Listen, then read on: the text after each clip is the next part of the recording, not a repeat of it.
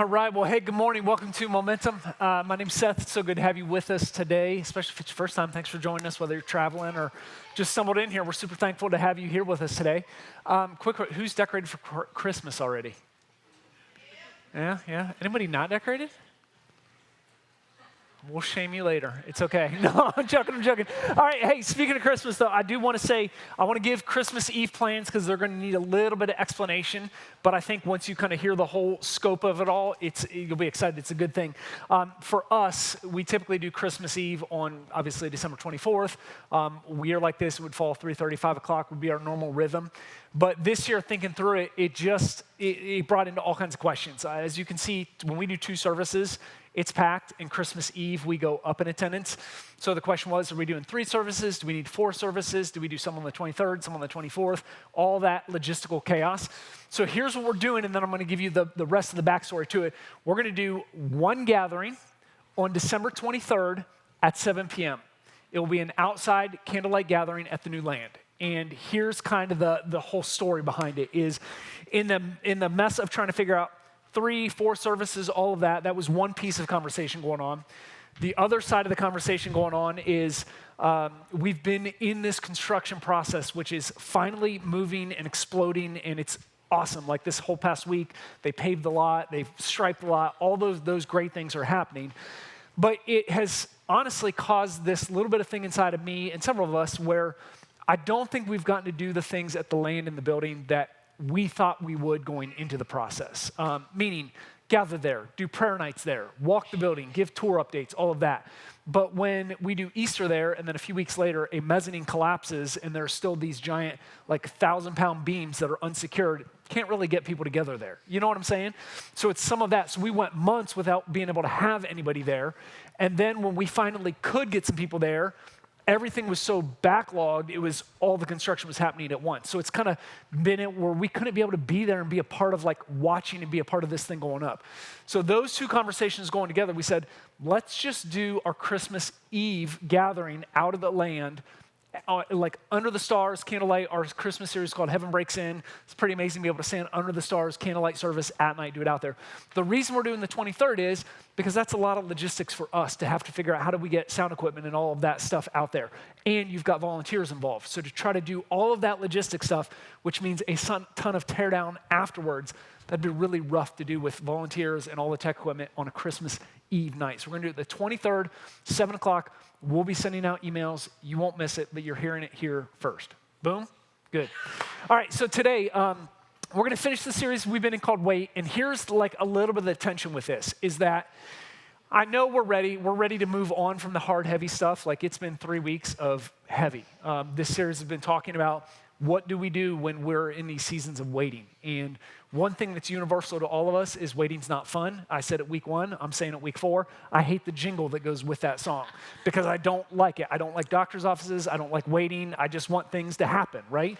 So we don't like that, and we're ready to move on, and it's Christmas, and it's let's get to Christmas and do the happy thing. But I think it's important for us to finish this series out well because that's also human nature. We want to run from hard things after we've sat in them too long. So we're going to sit in the hard for one more week, and then we're going to get into some happier stuff and all of that. But I think it's important for us to finish this well. So really, you can kind of think of this in some ways as tying into and connecting and also kicking off Christmas for us as well. Because today, like Margaret said, we're going to be talking about hope. Today is the first Sunday of Advent. The theme for that is hope, and then next week we'll roll into our Christmas series. So really today is going to be a bridge between these two things. So as we talk through hope, I think hope is an essential thing for us to have as we wait, because hope is the thing that really starts to waver, and it shapes how we view our waiting in a big way. So let me just start today with naming something that I think we all feel, even though if we wouldn't put it in these terms, but I think for all of us, either we've gone through seasons or we're in a season now where there's some things in life that feel unfinished. You know what I mean? I can think back to distinct parts of my life where I knew there was something else coming. I just didn't know exactly what it was. And in that season, it just felt really unfinished for me. And I couldn't see how it was going to shape out. I couldn't really see where we were going. I just knew that I was just kind of getting through this and trying to figure this thing out. And I don't think that's me. I think that's universal. Like, so sometimes it might be the simple things like career aspirations, like you're not finished yet. You've got good work to do and you've got your eye on this thing because you feel like if you got this role, this promotion, this job, you could really make a big impact in some way. Or it might be all kinds of like different things like that. Or then there's layers of it where it's deeper and it's a little bit heavier. Like there's a prayer of yours that's unfinished, meaning you've been praying it for decades and you've still not seen an answer for it. But you're faithful in praying it, but because you haven't gotten an answer yet, there's just that part of like, it's not done yet. It doesn't feel finished. Or a dream that you have, some sort of life dream that you've got that you haven't seen the fruition of it yet. You haven't seen it come full circle yet. So you're kind of in this waiting period and it just feels unfinished. Or there's a hurt in your life that still stings. You've done the therapy, you've done the counseling, you've talked it out, you've worked it out, but the sting is still there. Or there's a relationship that you've done your best, but it's just not reconciled yet. And it feels unfinished because you do things like Thanksgiving or Christmas, or you see them at work, or you see them in the community, or whatever it is. And it's like, I've tried to do my part to make this work, but we're not there, and it just doesn't feel finished for me yet. There's these longings sometimes that just won't go away. So even though last week we talked in this series about how God uses these moments of waiting to shape something inside of us, if we're honest, it still hurts. Like I can understand it and I can Jesus juke it all I want and say, yep, God, you're shaping something inside of me. This is great. But in the moment, it still stings. In the moment, I still feel stuck and I still feel lost and it still feels painful. It still hurts. It makes me start to wonder. So Lamentations chapter 3, where we're going to be today, like fits perfectly into this. Because really it's one of the darkest moments in Israel's history. Like the nation of Israel, Lamentations is being written in the midst of complete devastating loss. And a moment where like everything was broken for them. And a prophet of God gives a few words of hope in this book that are so rich that it's fueled just generation after generation for thousands of years ever since it was written. But before we walk into Lamentations chapter 3, I want to talk about where this book comes from, give you a little bit of context there, because I don't think we can truly understand hope until we actually understand the heartbreak. So in Lamentations chapter 3, it's written around 586 BC. So for the nation of Israel at that point, a neighboring nation called Babylon had just invaded Jerusalem. And when they invaded Jerusalem, they didn't just be like, hey, we're your neighbors now. We're going to be living here as well. They completely conquered them. They destroyed their temple. They burnt down the city. They murdered the Israelites, and some of them they carried off with them into exile in Babylon. So for them, it's worst case scenario in Israel. It's very similar to like our version of 9/11. What we experienced in 9/11 when some outside group comes in and wreaks havoc in a city of yours, that's what the people of Israel were going through. The Babylonians came in and wreaked havoc amongst Jerusalem. So their holy city is in complete rubble now. The people are traumatized. Mothers and fathers are burying their children. The city smells like grief and smoke. So that is the context for this. In Hebrew, which is what the Old Testament was written in, it's actually not called the book of Lamentations. It's called the book of Akah. And Akah literally means how. So when we read Lamentations, that Hebrew word is akah, which just means how. Like, God, how could you let this happen?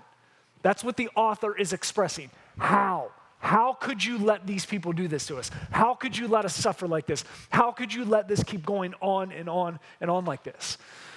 The book of Lamentations, so if we take all of Lamentations together, it's really just a collection of 5 poems. And when I say poems, I'm not like talking nursery rhyme, like they have a little jingle to them. They're acrostic poems where the author is like very carefully crafting them, and he's moving from the letters A to Z as if he's saying, like, God, here is my grief, A to Z. So they're very artistic, and they're structured as an intentional lament, which is what we talked about in week 1. The lament is just being honest with our pain and our suffering and our grief before the Lord. And it's not as a complaint, like it's being raw, it's being honest, but it's bringing that into relationship with them and allowing that to fuel a kind of worship for us. So as the writer is writing Lamentations, it's not this emotional chaos where it's just all of this complaint about everything. It's the writer worshiping through his pain. And right in the middle of the book, right in the middle of Lamentations, we find Lamentations chapter 3, and we hear the voice of one man. We don't know exactly who the one man is. A lot of scholars think it's the prophet Jeremiah, who is known as the weeping prophet, because he was the prophet during much of Israel's hardest times. And it makes sense that it was him, but we don't know for sure. But honestly, that doesn't even matter, because here is the point of Lamentations. Lamentations is the voice of someone who lost everything and is still choosing to speak to God anyway. It's just the voice of a person who has lost everything in their world, and they're still making the intentional decision to speak to God.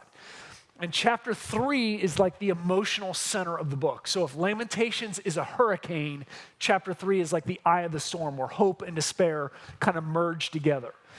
So verses 16 through 20 in chapter 3 give us some of the most brutal honesty we see in the Bible. Like, here's some of the words that are said. My teeth grind on gravel. That's not a pleasant thought. Like just picking up gravel and chewing it. Not so great. So my teeth grind on gravel. I've been deprived of peace. I've forgotten what happiness is. My endurance has perished. My hope from the Lord has perished. Like, this person is desperate as they're writing this. They've hit rock bottom of it all. It's grief with no light at the end of the tunnel. There's no end to the pain that they're in. But then in verse 21, the entire book pivots. It makes this turn, and it's a turn that's so subtle that it's easy for us to miss the massive significance of what the statement says. Lamentations chapter 3, verse 21 says, but this I call to mind, and therefore I have hope. So I'm chewing on gravel, everything's painful, happiness is gone, I've lost all my hope, but this I call to mind, and therefore I have hope. And in that short sentence, his circumstances didn't change, his emotions didn't change, the situation doesn't change. It's his focus that changes in the midst of it. And that's the heartbeat of where we're going today with this Lamentations 3. So with all of that knowledge, that context, let's go back and read this section. Starting in verse 16.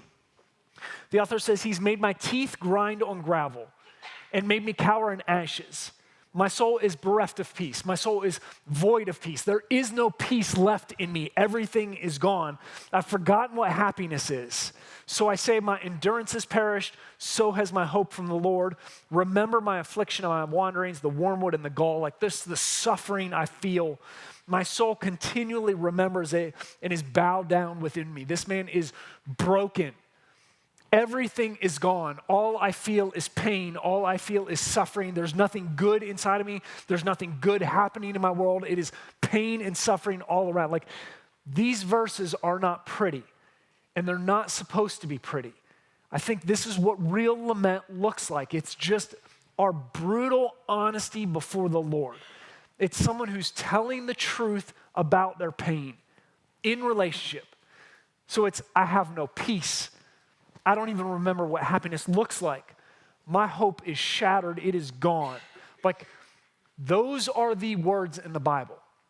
So anytime somebody tells you as a follower of Jesus, we should just be happy all the time, that is not true, because we see this in Scripture, somebody who's completely broken. The words aren't softened. They're not cleaned up. It is just raw honesty.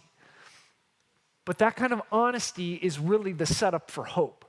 And when I say hope, it's not like the cheesy Hallmark hope that's on all of you ladies' TVs right now, right? Just fairy tale and feathery snow that's fake and everything's in love and all. That's not what I'm talking with, that kind of hope. Not like optimism that ignores reality, like people work and they have jobs and they have hard things they go through. It's the kind of hope that grows in the dirt of grief. So I'm chewing on gravel. Everything's lost. Everything's painful. It's suffering everywhere I look. The wormwood and the gall, it's bowed down within me. And then he says, but this I call to mind, and therefore I have hope. Like, this is the hinge in the turn. It's where rock bottom becomes holy ground for this person. This phrase, this I call to mind. The Hebrew phrase for I call to mind is, I make myself remember. Like, it's the action of you and I physically making ourselves remember something. So it's parents, when we're disciplining our children and we're asking them the question, we're like, why did this happen? Or why did you do this? And they give you that answer of, I don't know. No, tell me why. Like, we're making them remember. That's what he's saying. I make myself remember. I'm forcing myself to remember. It's not passive. It's intentional, stubborn remembrance. And what does he remember? He doesn't remember his circumstances. He doesn't remember the ruin. He doesn't remember the pain. He remembers the character of God. But this I call to mind, and therefore I have hope. The steadfast love of the Lord never ceases. The thing that he is forcing himself to remember is not what's happening around him. I call this to mind. I'm making myself remember that the steadfast love of the Lord never ceases. Steadfast love is the Hebrew word hesed, which maybe is one of the most important words in all of the Old Testament. It means covenant love, loyal love, never quitting love, never leaving love, never wavering love, doesn't flinch in hardship love, never evaporating in the midst of the circumstance love. It is that covenant, all-in kind of love. This I call to mind, the steadfast love of the Lord never ceases. I'm calling this covenant, faithful, deep, binding love of the Lord to my mind. He says, everything else in my life is falling apart except God's love for me. Everything else in my life is ruined except God's love for me. Everything else in my life has been carried away and destroyed except God's love for me. And then the writer points out, he says, his mercies never come to an end. They are new every morning. Look, his mercies aren't new because the circumstances changed. It's all the same pen strokes. It's all the same writing here. They're not new because the pain magically goes away. It's not that Israel was in ruins and then the next day it's just built and he's like, look at the mercies of the Lord. It's in the midst of the pain he can write, his mercies are new every morning. Jerusalem's still in pure rubble, but the mercies are new because God is faithful every single morning, even when the pain stays right where it is. So in our life, in the best days of our life, the steadfast love of the Lord never ceases. In the worst days of our life, the steadfast love of the Lord never ceases. Even if that pain never moves, his love is unwavering. But this I call to mind, and therefore I have hope. Great is your faithfulness. I'm making myself remember. I call this to mind. The steadfast love of the Lord never ceases. I call this to mind that great is your faithfulness. And notice he's not declaring his faithfulness. He's not saying, great is my faithfulness. Jeremiah, I'm so great at being faithful. Or whoever the author is, I'm so great at being faithful. He says, no, this I call to mind. Great is your faithfulness. He's declaring God's faithfulness, which means that hope doesn't rise on your and my ability to hold on to God. That is not what makes our hope, how well we can cling on to him. Hope rises on God's ability to hold on to us in the midst of the hardest times. Then the author goes on and says, the Lord is my portion, says my soul. Therefore, I will hope in him. So he moves from, I'm chewing on gravel, everything's lost, I've lost my hope, but this I call to mind, the steadfast love of the Lord never ceases. This I call to mind, great is your faithfulness. This I call to mind, your mercies are new every morning. This I call to mind, you are my portion, and therefore I will have hope in him. In Israel's world, the word portion, it meant something. It was your land, it was your belongings, it was your family, it was all the things that would give you significance and identity and value. It's really the same for us. It's your family is your portion. Your financial wealth, gain, whatever it is, that is your portion. Your home is your portion. Your career is your portion. It's all of those things in your life that give you stability. But here in this, he's saying the Lord is my portion, not any of those things. Because the whole thing is this land of this lament that he's writing was burned. It was gone. It had been completely conquered. So he can't say, my land is my portion. My family is my portion. My wealth is my portion. My job, none of those things exist anymore. Everything has been stripped away from this man except God. So what he says is, the Lord is my portion. God is enough. He is my portion. He is my sustainer. He will get me through this. And because God is unshakable, his hope is unshakable. He says, the Lord is good to those who wait for him, to the soul who seeks him. And it is good that one should wait quietly for the salvation of the Lord. What I want you to notice is that the waiting is done quietly. I don't know about you, but I don't like waiting, and I don't like being quiet and waiting. In the midst of waiting, I want to make a plan, and I get very aggressive to move things forward, and I don't want to wait, and I always want to have a backup plan, and I have a backup plan to my backup plan, and I'm just constantly fighting against the wall to make some sort of progress. But he says it is good for that one should wait quietly for the salvation of the Lord.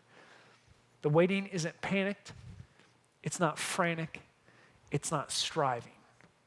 Instead, the waiting is anchored and it's settled and it's secure and it's confident because it's not on me. It's God who's faithful. God sees. He sees everything you're going through. He sees every circumstance you're navigating, every thought you have. He is the one that restores. He is the one who finishes what he starts. He is the one who brings beauty out of ashes because you and I don't have the ability to do that, which is why it says the Lord is good to those who wait for him, to the soul who seeks him. It is good that one should wait quietly for the salvation from the Lord. He is the one that rescues and delivers. It is good for a man that he bear the yoke of his youth, which is honestly an interesting phrase. It's a little bit of a weird phrase. It sounds strange. It sounds like different. Like we don't. Here's what he's saying. It's good that I learned this early in my life. So apparently this is a younger man writing this, and he's saying, it's good that I learned these things early. It's better that I walk through this now than walk through my whole life clinging to these things, thinking they are my portion, thinking that they are my security, thinking that they are my everything, and then end up as an old man and lose it all, and then realize it was actually the Lord all along that is my portion. So he says, it's good that I learned this at an early age, that these things that give me security, these things that give me comfort, these things that I put my hope in are actually worthless because he is my everything. I'm glad that I learned this early, that my strength and my plans and my circumstances, they're not the things that sustain me. They are not the source of my hope, but he is the source of my hope. And the truth is, some of you are learning that right now. Some of you have learned this in the past, and some of you are in a season right now where you're having to walk and navigate the things that you clung to that you thought gave you security. Your health, your finances, your family, whatever it may be, and you thought this was your hope. You thought you had everything under control, and then when that control starts to slip through your fingers and we realize that we have no control, this is the lesson that we learn in the midst of this, that he is the one that sustains us. And it hurts. But the promise is that in these moments, he is forming something inside of you. God is teaching you a hope that hell itself cannot shake. So whether you get through the circumstance without a scar or whether you have 100 scars, it doesn't matter because he forms something inside of you, a hope that cannot be shaken. So with that then, here is my encouragement. We have to stop letting the unfinished parts of our lives define our hope. So often we make these plans in life, or we have this thought of how things should play out. And whether or not those things play out that way, that ebbs and flows about how our feelings are. So if it seems like we're moving in this direction and all the things are falling for us, we feel really good in those moments. But when we see how we think or we hope or we wish things would play out and it's like we're not making any progress that way, those things usually are the things that crumble us. But what I would say is your hope is not tethered to your circumstances. Our hope that we are to cling to has nothing to do with our circumstances. Our hope is to be tethered to God's character because our circumstances shift. We think we know how something's going to play out, and the next day we wake up and it's a completely different direction. We have feelings about something someday, and then our feelings change. Like one day it's, I love this and I'm all about this and we've got this new hobby. And 3 weeks later, we're like, I don't know, it was boring. We're finicky kind of people. Like all of this stuff changes. Our feelings shift, our circumstances shift, all of this. But God doesn't change in the midst of it all. So we can't let these unfinished parts of our lives define the hope that we actually have. So then with that though, I think we actually need to be people that practice the discipline of remembrance. This I call to mind. We would make ourselves to go back and remember, just like Jeremiah did in Lamentations 3. We make ourselves remember. And what do we remember in those circumstances? When the rug is pulled out from us, when we fall down, when we're broken, when we're bruised, when we're hurting, when we're sick, when we're hoping for healing, whatever the thing is, what is it that we're calling to mind?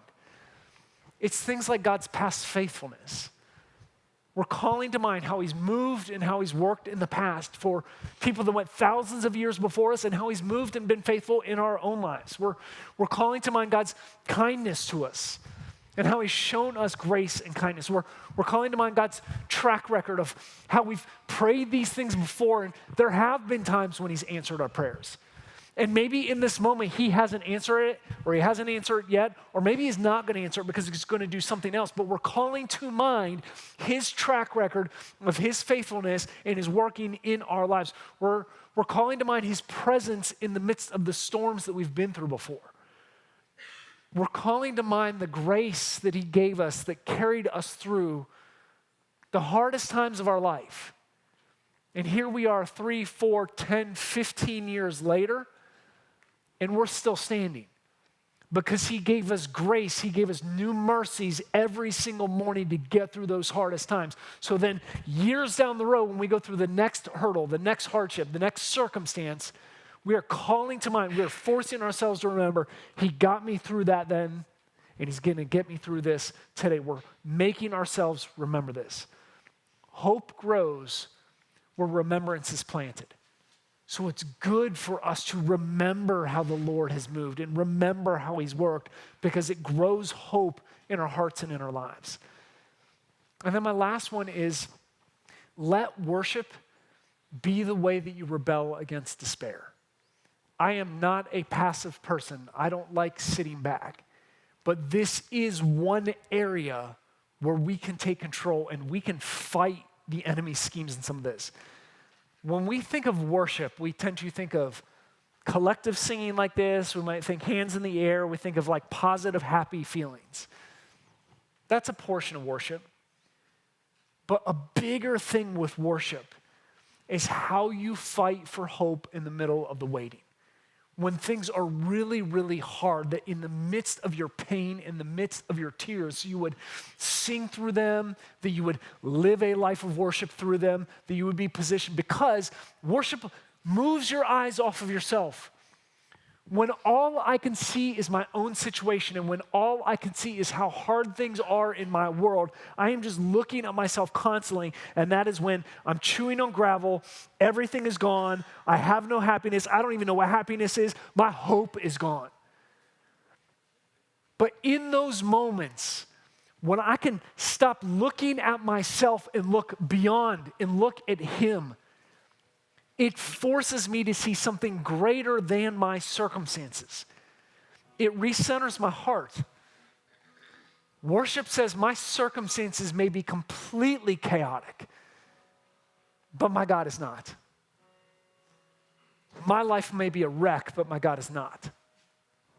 I might be in the deepest possible pain ever, but my God has not left me. I might not have any hope left in me at all, but he is holding on to me. That is a defiant hope. It's not naive optimism. It's not pretending everything is fine. It's a steady, stubborn hope that says, this story isn't over. And it's awful, and it's miserable, and it smells like smoke and death all around me right now. But my story is not over. It is still being written, so I'm going to cling like resurrection is on the way. So as we close this series down, we've been sitting in pain, lament, and suffering for 4 weeks now. Let me just paint a picture as we close this. Parents, whether you have little kids, teenagers, or adult children, the truth is our kids see us on our best days and our worst days. So I know without a shadow of a doubt, my children have incredible memories of me as their dad. I also know they have painful memories of their dad. They've seen me blow it. There's been time and time again, I've had to go apologize to them for something. They see me at the highs and they see me at the lows. And the truth is, as parents, we can't protect our children from that. And fundamentally, I don't think we should. That's fake and that's phony. I want them to know who I am as a person. But imagine your children and your teenagers looking at you, whose life isn't finished yet. Like your life is unfinished right now. So imagine them looking at you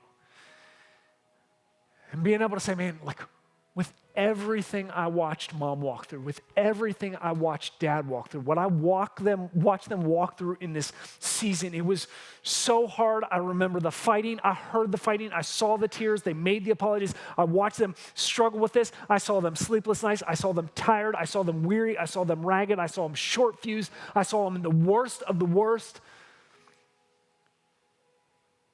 But their faith in God never wavered.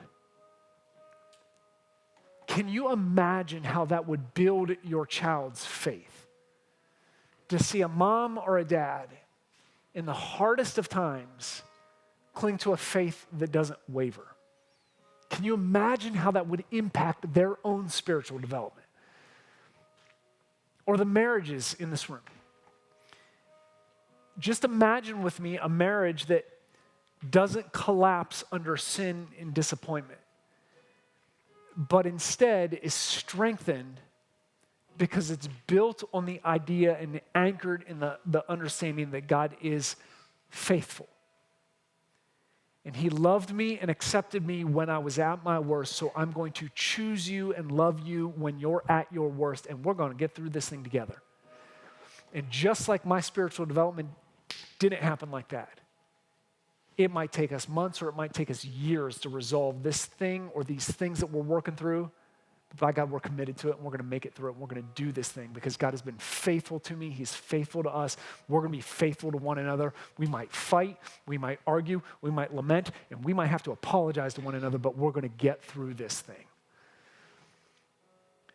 Or imagine in your life, friendships or a life group, community, spaces of deep relationship that are built where you actually have people where you don't have to be fine. There are going to be days when you're fine. There's going to be days when you're like, let me tell you about what's going on in your life that you're so excited to celebrate. That is good. Celebrate it. Life shouldn't always be heavy and hard and difficult. But when it is, imagine having those people that you can just say, man, the wheels are falling off. I'm not hiding it. I'm telling you, here's what it is. Here's what I'm going through. Here's what we're going through. I need you in this with me. I need you praying for me. I need you walking with me. I need you to hold my hand. I need you to hold me accountable. I need you to be in this thing with me.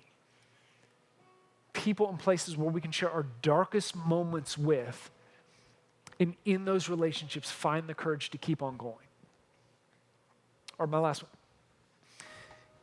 In a couple months, hopefully, when we move into this new building, I know when I say we're, like the momentum people that are here week after week, I know we're excited for it. I know we're excited to have a space where that air conditioner doesn't drip on somebody's head back there constantly. I know we're excited to have a space that has a bigger parking lot. I know we're excited not to have a shuttle bus, even though our shuttle bus drivers are amazing right now.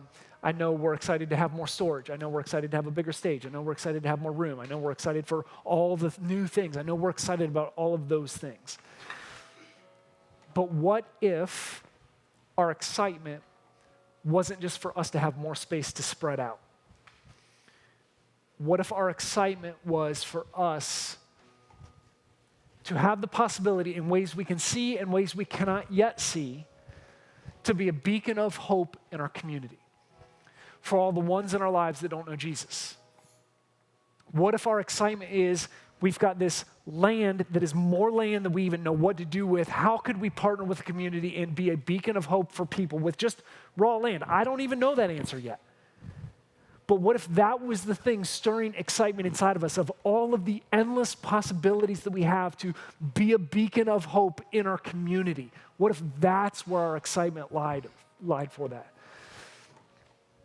As we finish the series, Let me just say these last things to you. No matter what you are going through at this very moment, if you're still breathing, your story's not over yet. If you just drew air into your lungs, he's not finished with you yet. If you still have a pulse, if that heart is still beating inside of you, there is still purpose left in you. And the duration of those breaths and that heartbeat might be days, it might be months, it might be years. We don't know how much more life we have ahead of us. But if you're sitting in here alive in this very moment, he's not finished with you yet. It might be hard where you're at, it might be difficult where you're at, but the author is still writing your story. Don't give up. Cling to him in hope. Your circumstances don't get the final words. His goodness does. Would you pray with me?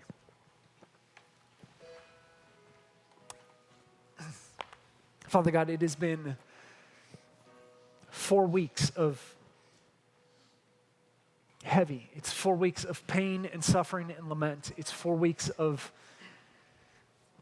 us in our minds going back to the hurtful things in our life or the current pain that we're in right now.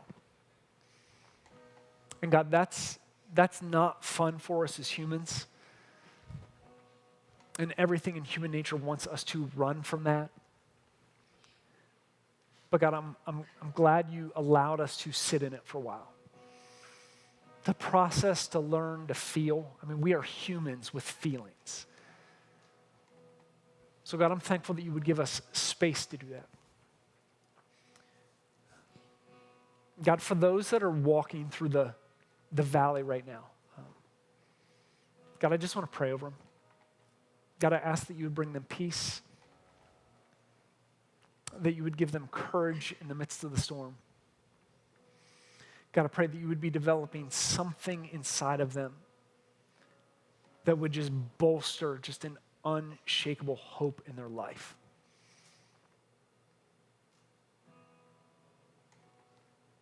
God, for those of us who aren't in that season right now, that season is coming. God, when we get there, I pray that we would be able to call this to mind, these past 4 weeks and what we've talked about, lament and learning to listen and learning to trust and learning to hope. And let us call these moments to mind so we can walk that valley well. God, thanks for your grace and your mercy. We love you. And it's in Jesus' name we pray. Amen.